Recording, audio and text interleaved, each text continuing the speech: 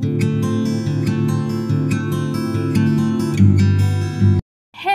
Everyone, welcome to all self pharma tutorial. तो हम लोग आज स्टार्ट करने वाले हैं citric acid cycle. B pharm second semester biochemistry जो है उसका हम लोगों ने सेकेंड यूनिट स्टार्ट करी हुई है। तो इसमें आज मैं बताऊंगी आप लोग को सिट्रिक एसिड साइकिल। बहुत ईजी है और बहुत अच्छे से बताती हूँ, ठीक है। चलो स्टार्ट करते हैं। तो देखो क्या होता है पाइरूवेट। हम लोगों ने ग्लाइकोलिसिस कल जो पढ़ी है उसमें आप लोग को याद होगा कि लास्ट प्रोडक्ट क्या था हमारा, पाइरूवेट था। और एक चीज़ की अगर कभी पूछे कि ऑक्सीडेशन साइकिल लिखने को, तो आपको दोनों चीज़ों को एक्सप्लेन करना पड़ेगा ग्लाइकोलिसिस के साथ, क्योंकि देखो कई बार हमें ऐसा होता है ना, पता नहीं होता कि हमें क्वेश्चन में आंसर लिखना क्या है, जो कि हमें बहुत ज़रूरी होता है जानना, ठीक है। तो चलो स्टार्ट करते हैं। देखो हमारा लास्ट प्रोडक्ट क्या था हमारा, उसमें पाइरूवेट था। ग्लाइकोलिसिस में याद होगा अगर आपको, तो हमारा जो एरोबिक वाली ग्लाइकोलिसिस थी उसमें हमारा लास्ट प्रोडक्ट पाइरूवेट था। तो देखो अभी जो पाइरूवेट है ये क्या करता है, एसिटाइल कोएंजाइम होता है, जो एसिटाइल कोएंजाइम, ठीक है, ये दिख रहा है आप लोग को ना। ये देखो पाइरूवेट जो होता है ये पाइरूवेट डीहाइड्रोजिनेज, मैंने बताया था कि डीहाइड्रोजिनेज जहाँ पे भी आए आपको NADH निकाल देना। और एक NADH में कितनी ATP होती है, एक NADH से कितनी ATP बनती है, 3 ATP। एक FADH से कितनी बनती है, 2 ATP, ठीक है। तो अब इसका यूज़ यहाँ पे आएगा। देखो NAD और CoACH जो होता है कोएंजाइम, इसके प्रेजेंस में क्या होता है, NADH और H+ बन जाता है और एसिटाइल कोएंजाइम बन गया। अब ये जो एसिटाइल कोएंजाइम होता है ये मेन प्रोडक्ट होता है, या फिर बोल सकते हैं मेन प्रिकर्सर होता है किसके लिए, सिट्रिक एसिड साइकिल को स्टार्ट करने के लिए। तो अब देखो यहाँ पे हमारी कितनी ATP बन रही है, 3 ATP। इसको आप लोग काउंट नहीं करेंगे, ठीक है, उस वाले में, मतलब पूरे जब काउंट करेंगे तब आप लोग काउंट करेंगे। अगर कोई नॉर्मल पूछेगा कि ग्लाइकोलिसिस में कितनी ATP बनती है, तो ग्लाइकोलिसिस में 8 ATP बनती है, हमेशा याद रखिएगा, ठीक है। तो यहाँ पे देखो ये प्रोसेस थोड़ी सी अलग है, ग्लाइकोलिसिस अलग है, इतनी प्रोसेस अलग है, और ये सिट्रिक साइकिल अलग है। तो ये हो गया एसिटाइल कोएंजाइम मिल गया। अब ये एसिटाइल कोएंजाइम जो होता है ऑक्सैलो एसिटेट जो होता है, उसके हेल्प से सिट्रेट सिंथेटेज के प्रेजेंस में क्या करता है, सिट्रेट बनाता है। तो हमारी पहली रिएक्शन में सिट्रिक एसिड, पहला प्रोडक्ट क्या होता है आपका, सिट्रेट होता है, ठीक है। और ऑक्सैलो एसीटेट जो होता है ये कैटालिस्ट की तरह काम करता है। अगर जो मान लो कभी पूछता है कि ऑक्सैलो एसीटेट क्या है, तो ये क्या होगा, हमेशा कैटालिस्ट की तरह काम करेगा, ठीक है। तो इसमें फिर क्या होगा, नेक्स्ट हमारा सिट्रेट बन गया। अब सिट्रेट के बाद क्या होगा, एकोनिटेज एंजाइम आएगा। ये एकोनिटेज जो है वो 2 बार आएगा, तो यहाँ पे भी एकोनिटेज और यहाँ एकोनिटेट बनेगा। तो हमारा एकोनिटेज जो है उसके प्रेजेंस में वाटर निकल जाएगा, तो एसिट्रेट से हमारा फिर सेकेंड स्टेप में क्या बन जाएगा, हमारा एकोनिटेट, ठीक है। सेकंड में एकोनिटेट बन गया। फर्स्ट क्या हो गया, सिट्रेट, सेकंड एकोनिटेट।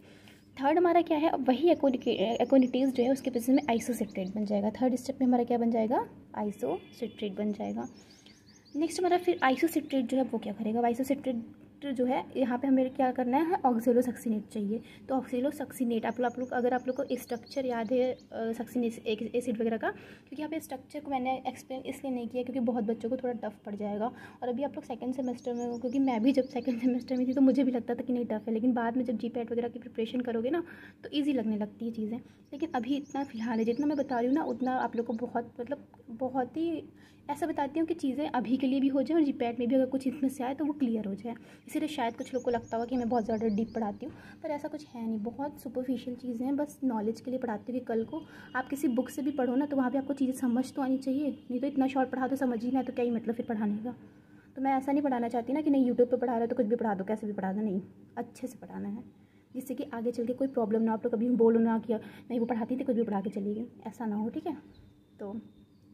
तो सबसे पहला प्रोडक्ट क्या हो गया हमारा, सिट्रेट बन गया। फिर एकोनिटेज के प्रेजेंस में सिस एकोनिटेट बन गया। अब एकोनिटेज एंजाइम आएगा, उसके प्रेजेंस में क्या बन जाएगा हमारा थर्ड प्रोडक्ट, आइसोसिट्रेट। अब ये आइसोसिट्रेट क्या करेगा, देखो हमारा आइसोसिट्रेट डिहाइड्रोजिनेज आएगा, यानी फिर हमें यहाँ पे कितनी 3 ATP बन गई, 3 ATP यहाँ बनी और 3 तो ये वाली रिएक्शन में अलग से बनी थी, इसको नहीं गिनना, गिनते चलो तो गिन लो, ठीक है। 3 ATP यहाँ बनी अभी। फिर हमारा क्या बन गया, ऑक्सैलोसक्सिनेट बन गया। अब ऑक्सैलोसक्सिनेट जो है इसमें फिर से यही सेम एंजाइम आएगा, आइसोसिट्रेट डिहाइड्रोजिनेज। देखो एंजाइम ज़्यादा इसमें याद नहीं करना है, एक सिट्रेट सिंथेसिस हो गया, एकोनिटेज हो गया, और हमारा आइसोसिट्रेट डिहाइड्रोजिनेज हो जगह यूज़ हो गया, ठीक है। अब हमारे यहाँ पे फिर से NADH बन जाएगा और मेन प्रोडक्ट फिर हमारे यहाँ क्या बन जाएगा, हमारा अल्फा कीटो ग्लूट्रेट। तो ये हमारी क्या हो गई, चौथी रिएक्शंस का प्रोडक्ट हो गया, ये हमारा 5वां प्रोडक्ट हो गया। तो हमारा क्या बन गया, अल्फा कीटो ग्लूट्रेट। अल्फा कीटो ग्लूट्रेट बन गया। अब क्या होगा, अल्फा कीटो ग्लूट्रेट डिहाइड्रोजिनेज। और फिर से हमारा वही, देखो पता है एक चीज़ और, ये प्रोडक्ट का ही हमारा एंजाइम लगा दो, तुम्हारी जो सेकंड स्टेप होती है वो अपने आप बन जाती है। अब अल्फा कीटो ग्लूट्रेट डिहाइड्रोजिनेज आ गया। अब ये NADH आएगा, यहाँ मस्त NADH और H+ बना देगा, तो हमारा क्या बन जाएगा, सक्सिनाइल कोएंजाइम। तो ये कौन सी रिएक्शन हो गई, 6th रिएक्शन। अब क्या होगा, अब हमें क्या चाहिए, सक्सिनेट चाहिए। अब सक्सिनाइल कोएंजाइम जो है हमें कोएंजाइम जो है इससे हमें क्या चाहिए, तो सक्सिनेट थायोकाइनेज आएगा। तो सक्सिनेट थायोकाइनेज जो करेगा वो क्या करेगा, फिर जो हमारा सक्सिनाइल कोएंजाइम है उसको क्या बना देगा, सक्सिनेट बना देगा। अच्छा, ये सब जो इंटरमीडिएट तुम लोग लगता होगा कि इंटरमीडिएट इतना सारा क्यों बनाते हैं, इसलिए बनाते हैं क्योंकि देखो हमें अब बहुत से ऐसे रिएक्शन है जहाँ पे अल्फा कीटो ग्लूट्रेट यूज़ होता है, ग्लूटामिक एसिड होता है इसमें, बहुत से सक्सिनेट से, तो हमारा सक्सिनेट वगैरह कुछ बनाना होता है तो हम इसी से बना सकते हैं। प्रिकर्सर हमारा यही होगा, इसीलिए जो इंटरमीडिएट रिएक्शंस होती है ना ये बहुत इंपॉर्टेंट होती हैं। तो देखो सक्सिनाइल कोएंजाइम हो गया। अब सक्सिनेट थायोकाइनेज के प्रेजेंस में क्या बन गया हमारा 7th प्रोडक्ट 7 सक्सिनेट। ठीक है, तो सक्सेस मिल गई हमें 7वें नंबर पे, ऐसे याद कर सकते हो, सक्सेस मिल गई हमें 7वें नंबर पे। यहाँ पे तो सक्सेस के साथ हमें एग्जाम भी देना पड़ता था, तो कोएंजाइम हो गया मान लो, ठीक है, लेकिन यहाँ पे हमें फाइनल सक्सेस मिल गई, तो 7वें में क्या हो गया, सक्सेस मिल गई। अब हमें क्या होगा, फ्यूमरेट। ठीक है, फ्यूमरेट मतलब क्या हुआ, सक्सिनेल डिहाइड्रोजिनेज। तो सक्सिनेल डिहाइड्रोजिनेज यहाँ पे फिर से आ गया, देखो सक्सिनेट डिहाइड्रोजिनेज आ गया। अभी यही सक्सिनेट जो है तो FADH2 और FAD में कन्वर्ट हो जाएगा। तो FAD होता है कितना ATP रखता है, 2 ATP, एक FAD के पास 2 ATP होता है, तो यहाँ पे हमें 2 ATP मिल गया। मैं ऐसे नॉर्मली ATP वाला जनरेशन अभी बता रही हूँ, लेकिन अभी आगे हम एनर्जेटिक्स इसका देख लेंगे एक बार। तो सक्सिनेट डिहाइड्रोजिनेज के प्रेजेंस में क्या हो गया हमारा, FADH2 जो है वो हमारा कन्वर्ट हो गया किसमें, FAD में। ये तो आप लोग को पता है कैसे कन्वर्जन होता है, ये सब बहुत ही नॉर्मल चीज़ें हैं, आई होप आप लोग को पता होगा, और नहीं पता है तो यहाँ पे तो मैं बता दे रही हूँ। देखो फ्यूमरेट बन गया, अब क्या होगा, ये फ्यूमरेज एंजाइम आ जाएगा हमारा मेन प्रोडक्ट, लास्ट का क्या बन जाएगा 10th product maltase. 10th product क्या बन गया, सॉरी 9th प्रोडक्ट हमारा क्या बन गया, माल्टेज। अब ये वही, अब हमारा मेन प्रोडक्ट, अगर ये कैटालिस्ट का काम रहता है ना, ऑक्जेलो एसीटेट मैंने बताया था, तो अब क्या होगा, ये ऑक्जेलो एसीटेट जो कि कैटालिस्ट का काम करता है for the citrate synthesis for the formation of the citrate, तो मैलेट डिहाइड्रोजिनेज आ जाएगा। देखो हर जगह क्या है, डिहाइड्रोजिनेज थायोकाइनेज, डिहाइड्रोजिनेज थायोकाइनेज बस, और एकोनिटेज, और कुछ है नहीं। मेन हमारा पहला सिट्रेट हो गया सिंथेटेज, एकोनिटेज हो गया 2 जगह, हमारा यहाँ पर डिहाइड्रोजिनेज हो गया, यहाँ पे भी डिहाइड्रोजिनेज हो गया उसी का, यहाँ एक थायोकाइनेज है क्योंकि इसी से ये कन्वर्ट हो रहा है, सक्सेस मिल रही है। तो थायो थायो थायो मतलब क्या बोल सकते हैं, थायो हायो हायो कर दो, हाय हाय करके सक्सेस मिल गई। ठीक है, तो थायोकाइनेज हो गया, और फिर क्या हुआ लास्ट में सक्सिनेट डिहाइड्रोजिनेज फिर से आ गया, यहाँ फ्यूमरेज आ गया, यहाँ पे मैलेट डिहाइड्रोजिनेज। कुछ है नहीं, बहुत ईजी है इसको याद करना, मतलब सच में, मतलब मुझे नहीं लगता कि बिल्कुल भी प्रॉब्लम होनी चाहिए सिट्रिक एसिड साइकिल में याद करने में, तो बहुत ही ज़्यादा इजी है। तो बस याद ये आता है, देखो ये वाटर यहाँ निकल रहा है, एक वाटर यहाँ पे रिमूव हो रहा है, एक वाटर यहाँ पे रिमूव हो रहा है, और एक वाटर यहाँ, तो 3 जगह हमारे वाटर रिमूव हो रहा है, ये याद रखना है। यहाँ पे NAD पे जब डिहाइड्रोजिनेज आ गया तब तो आपको सोचना ही नहीं है कि क्या करना है, यहाँ पे भी डिहाइड्रोजिनेज आ गया, यहाँ पे थायोकाइनेज में हमारा क्या होता है, एक GTP का फॉर्मेशन होता है। ठीक है, तो अब देखो एक बार जल्दी देख लेते हैं। सबसे पहले क्या हुआ, हमारा पायरुवेट आया, पायरुवेट डिहाइड्रोजिनेज के प्रेजेंस में क्या बन गया, एसिटाइल कोएंजाइम बन गया। अब ये एसिटाइल कोएंजाइम और ऑक्जेलो एसीटेट, ये दोनों सिट्रेट सिंथेटेज के प्रेजेंस में क्या बना देते हैं, पहला हमारा सिट्रेट बना देते हैं। नेक्स्ट हमारा सिट्रेट जो होता है वो क्या बना देता है, एक्वानिटेज बना देता है, बाय द प्रेजेंस ऑफ एक्वानिटेज के प्रेजेंस में एक्वानिटेट बन जाते हैं। फिर हमारा आइसोसिट्रेट बनता है, फिर हमारा ऑक्जेलो सक्सिनेट बनता है। अभी ये ऑक्जेलो सक्सिनेट जो होता है वो क्या बना देगा, अल्फा कीटो, ये सरल फार्मा ट्यूटोरियल नहीं, यहाँ ही चलना है।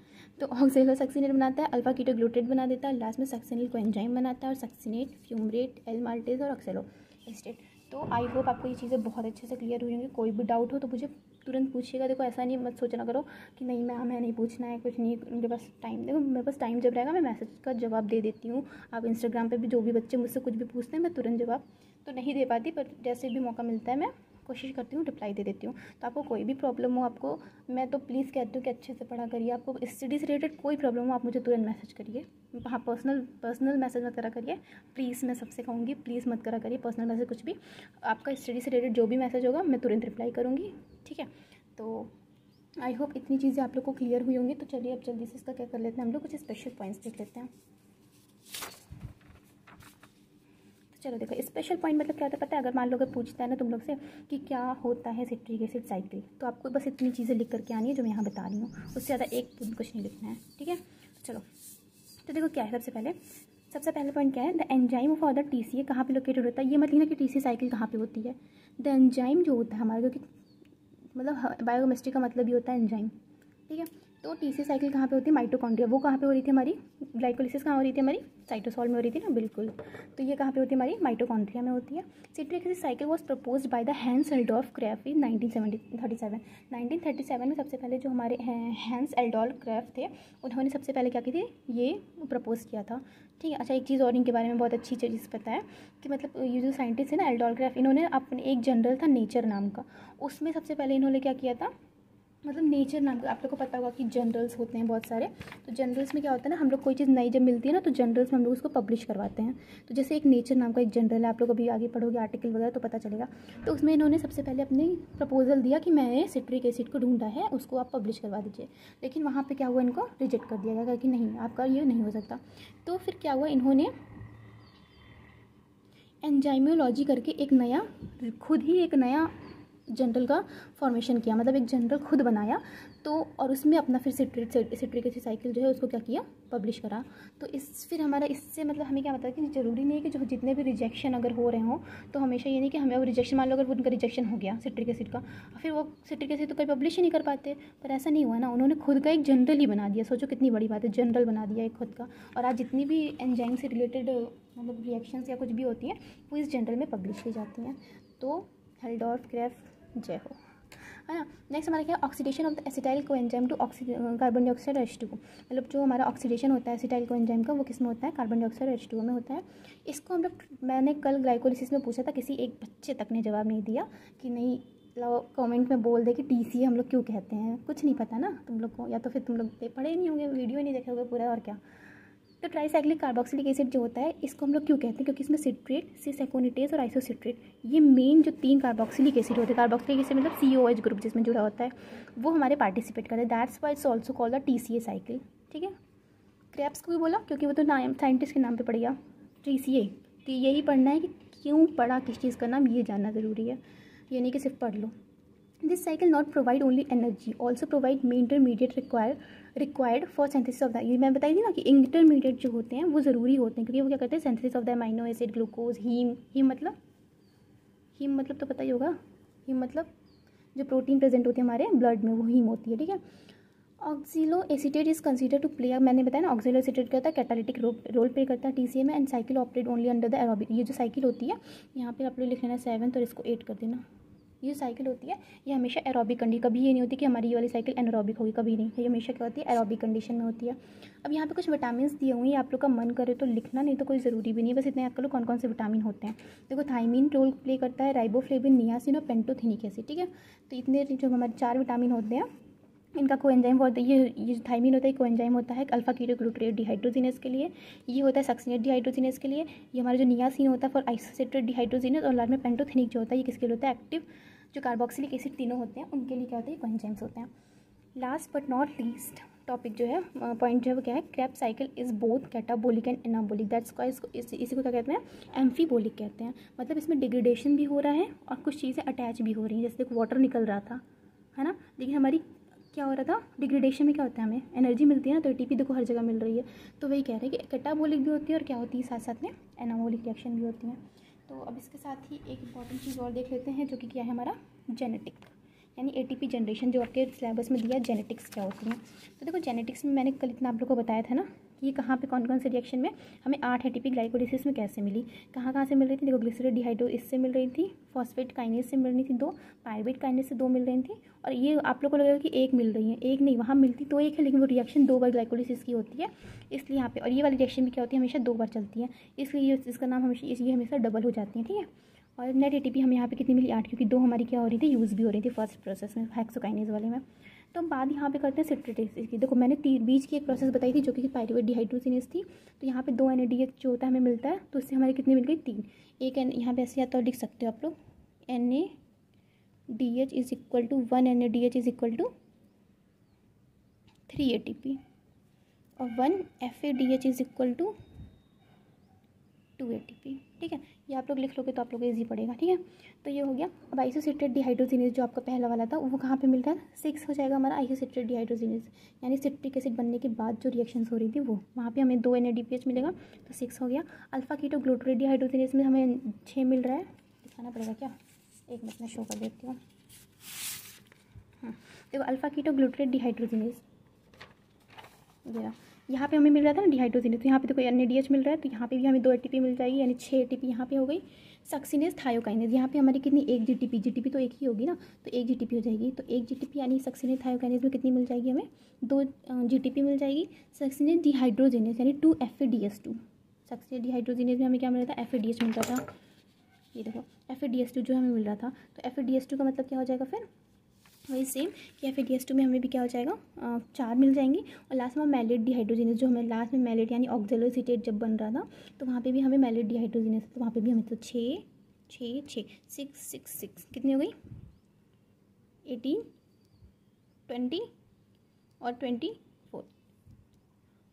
हो रही है ना, ठीक है। तो 24 ये हो गई और 8 ये हो गई, तो पूरी कितनी हो गई हमारी 38 ये हो गई। और हमारी तो अगर कभी भी पूछे कि glucose under aerobic condition how much ATP will promote, तो कितनी होगी 38 होंगी टोटल। अगर पूछता है ग्लूकोज अंडर एरोबिक कंडीशन, लेकिन अगर डायरेक्ट ग्लाइकोलिसिस पूछता है तो 8 होगी। सिट्रिक एसिड में कितनी होंगी, चिमचिम 12 18 19 20 21 22 23 24 हमारी इसमें होंगी सिट्रिक एसिड में। ये तो बीच की हमारी हो गई, सिट्रिक एसिड में 24, इसमें 8। अगर टोटल इमोशनली पूछता है तो टोटल में 28। और अंडर एनएरोबिक कंडीशन तो हमारी ग्लूकोज से 2 मिल रही थी ना, तो एनएरोबिक कंडीशन यानी लैक्टेट में जो मिलती हैं वो 2 मिलती हैं, ठीक है। तो इतना आई होप आप लोग को अच्छे से समझ आएगा। आप लोग इसका स्क्रीनशॉट वगैरह ले लीजिए, बाकी नोट्स मैं बहुत जल्दी टेलीग्राम पे प्रोवाइड करा दूँगी after complete of unit. And please कोई भी डाउट हो तो कमेंट में पूछिए, और क्योंकि यार मैं बहुत मेहनत से वीडियोस बनाती हूँ, बस टाइम नहीं रहता। पर मुझे लग रहा है कि नहीं, कुछ चीज़ें जो अच्छी हैं और जो मुझ में है, मुझे लगता है कि मैं अच्छा कर सकती हूँ, वो कभी नहीं छोड़नी चाहिए। तो उसके लिए मैं टाइम बहुत ही बचा के ऐसे निकालती हूँ। तो ठीक है, तो अच्छे से पढ़िए। तब तक के लिए टाटा बाय बाय, जय हिंद जय भारत।